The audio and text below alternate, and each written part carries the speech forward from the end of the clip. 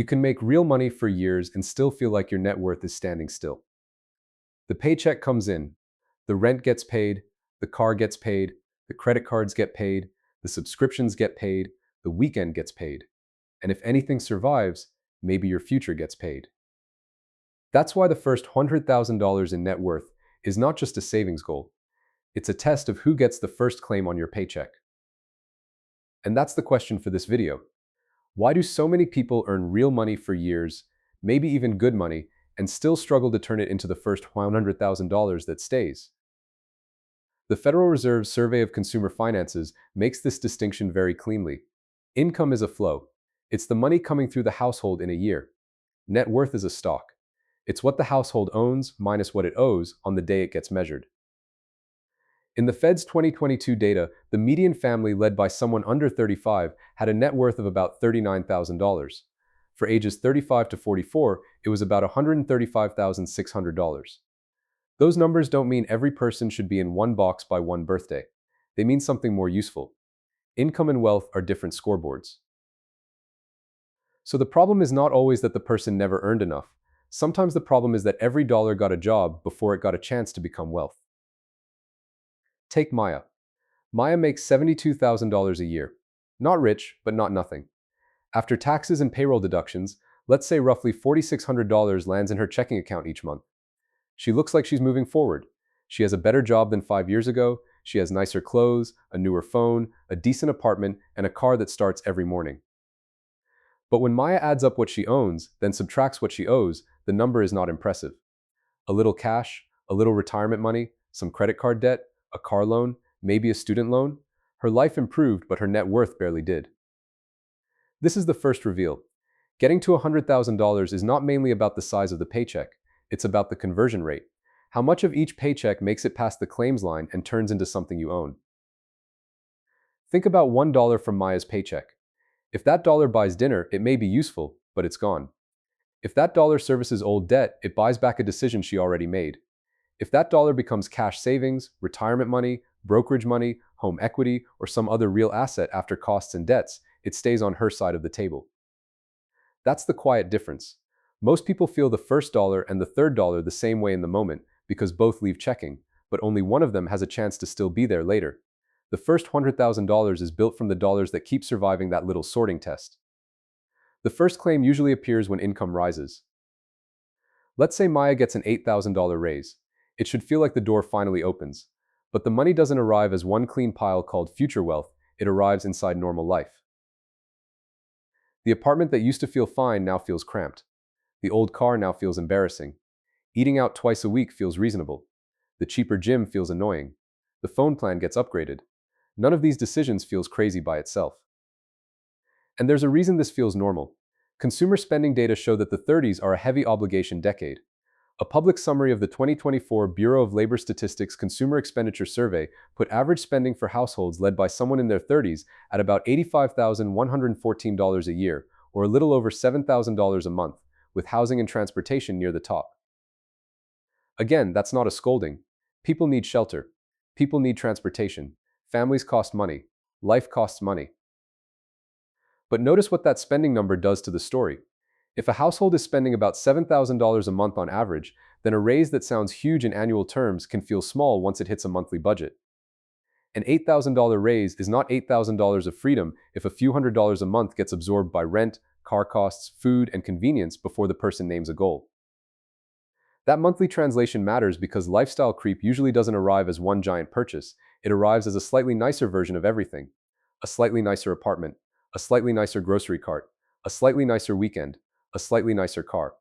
Each one feels like a small reward. Together they can hire the whole raise. The trap is that the raise gets absorbed before it gets assigned. The economy is very good at turning higher income into higher recurring expenses, and once an upgrade becomes recurring, the raise doesn't feel like a raise anymore, it feels like the new floor. That's the first claimant on the paycheck, lifestyle that quietly reprices itself around the new income. But the second claimant is even more dangerous because it comes with a friendlier sentence. Can you afford the monthly payment? That question sounds practical. It sounds responsible. It sounds like budgeting. But it often hides the only question that matters for net worth. How much of your future paycheck just got moved to the front of the line? Monthly payments turn tomorrow's income into yesterday's decision. One payment is manageable. Two payments are normal. Five payments become a locked door. The key word is manageable. Manageable means the payment can fit inside the month. It doesn't mean the decision helps net worth. It doesn't mean the total cost is small. It doesn't mean the payment leaves room for assets. It only means the doorway is wide enough for the bill to walk in. That's why payment thinking is so seductive. It changes the question from, what does this cost me, to, can I survive the monthly version? And a lot of households can survive the monthly version while still failing the net worth version. The Fed's 2022 Household Finance Report shows how common these claims are. More than 45% of families reported carrying a credit card balance after their last payment. About 35% held vehicle loans. And for families with credit card debt, the median amount owed was $2,700. The report also noted that buy now, pay later plans showed up directly in the survey for the first time in 2022, with 7% of families reporting a balance. That matters because payments are no longer just cars and mortgages. They're furniture, phones, appliances, clothes, trips, and little four-part purchases that feel too small to count. Look at a simple example. A $500 monthly car payment is not just $500, it's $6,000 a year. Over 72 months, it's $36,000 before insurance, repairs, registration, and everything else that follows the car into your budget.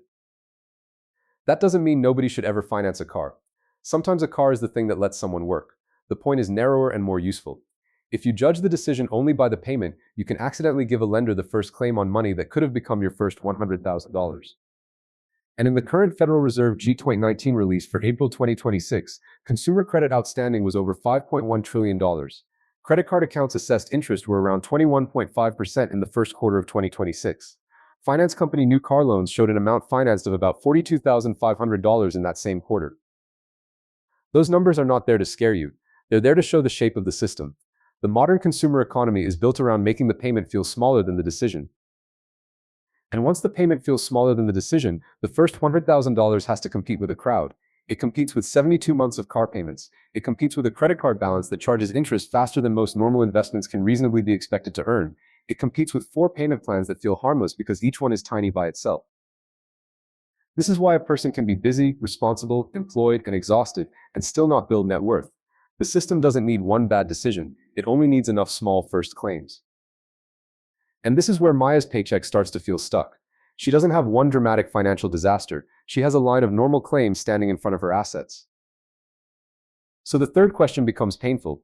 If payments already took the surplus, why does waiting to invest feel so reasonable? Because waiting feels safe. Waiting says, I'll start when I'm stable. Waiting says, I'll start when I understand more. Waiting says, I'll start after this expensive season. And sometimes there are real reasons to wait. If someone is dealing with high-interest debt, medical bills, job instability, or no emergency buffer, pretending investment risk doesn't exist would be irresponsible. But once the basics are stable, delay has a price. Use simple example math. If Maya invests $300 a month for 15 years at a 6% annual example return, she contributes $54,000 and ends near $87,000 before taxes and fees.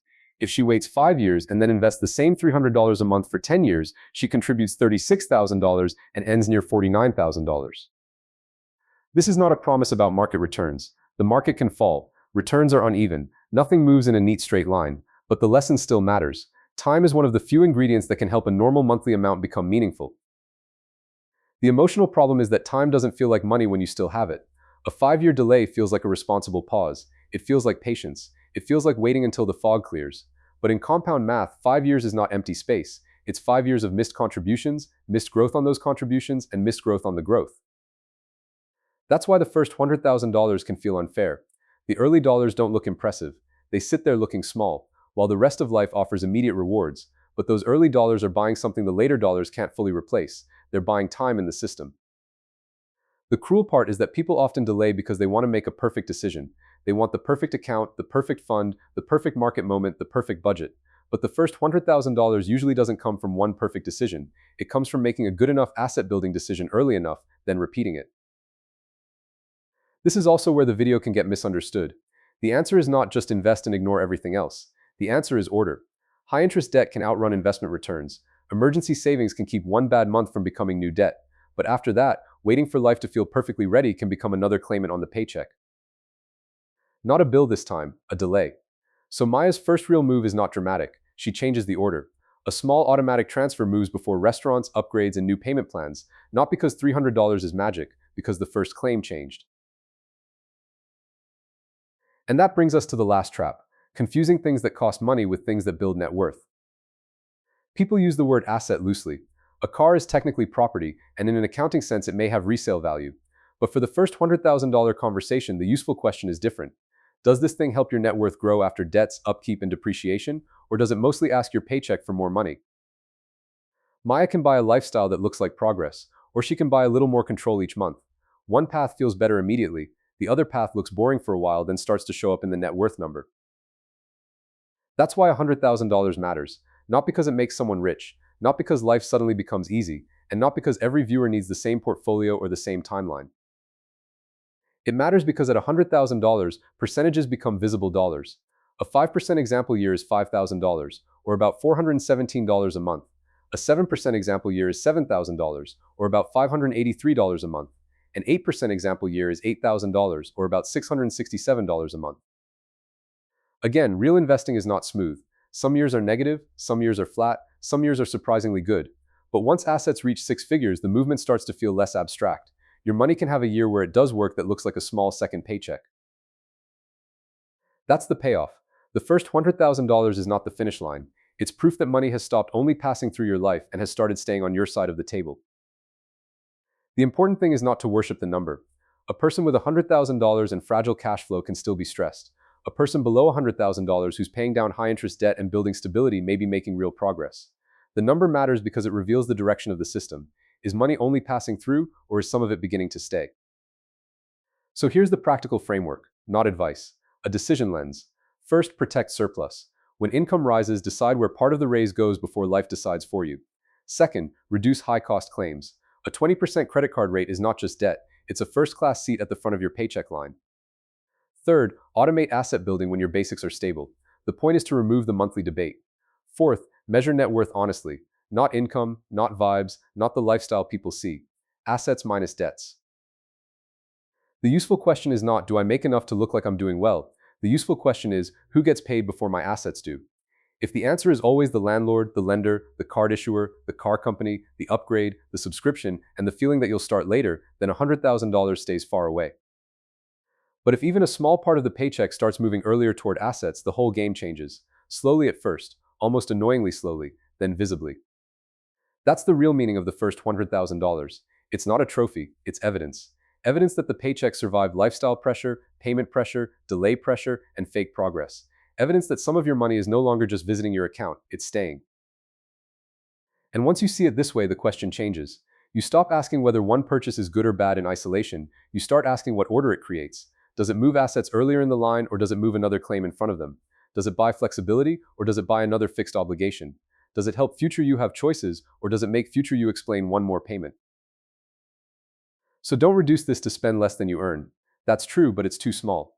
The better version is income minus first claims equals asset building room. Asset building room plus time equals the chance for net worth to finally move. And if you're looking at your own money after this, don't start with shame. Start with the line. Who's standing in front of your assets? Which claim can move back one spot? Which small transfer can move forward one spot? That's how the first $100,000 becomes less mysterious. Financial education only. This isn't financial, investment, tax, or legal advice. It's a way to understand the mechanism. If this helped you see your paycheck differently, like the video, comment with the claim that surprised you most, and subscribe for more plain English money breakdowns. Thanks.